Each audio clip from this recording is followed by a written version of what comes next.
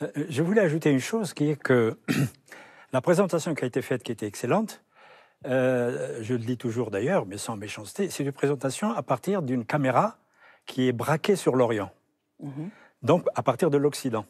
Si on braque la caméra de l'Orient vers l'Occident, c'est-à-dire le regard des historiens des pays d'islam, comme Ibn al-Athir, qui est l'un des plus grands, mais il y en a une vingtaine, pour eux, toute agression, toute offensive sur les territoires qui étaient à cette époque-là musulmans, quelles que soient les raisons historiques, ça fait partie des croisades.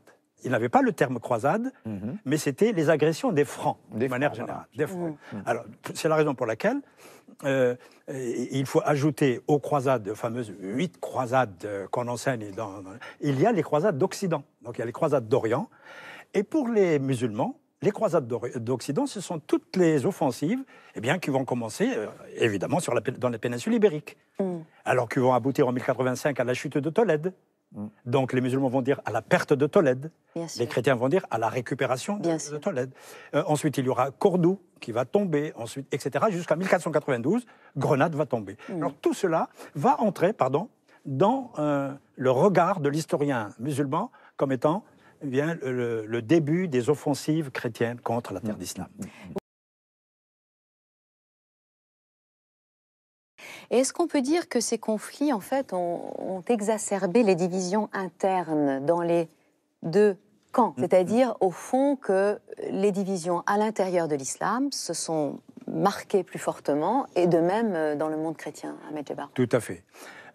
Si on met de côté les légendes, les raisons fabriquées plus tard, etc., il est évident que la gestion des croisades par les musulmans a été marquée, pour ne pas porter de jugement, a été marquée par l'antagonisme dans la région entre le pouvoir qui était inattendu, mais qui est devenu une puissance militaire, économique, etc., le pouvoir chiite en Égypte, après qu'il ait construit sa puissance au Maghreb, avec les Berbères d'ailleurs du Maghreb central, et évidemment l'orthodoxie classique, le pouvoir abbasside, qui en fait n'était plus abbasside en tant que tel, mais c'était une couverture. Bien.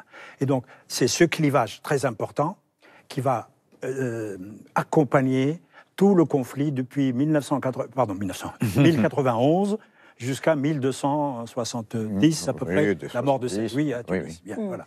Et donc si on oublie ça, on ne comprend pas pourquoi la réaction des forces vives du monde musulman, qu'elles soient civiles ou militaires, ait été aussi flasque, comme on dit, pendant un certain temps.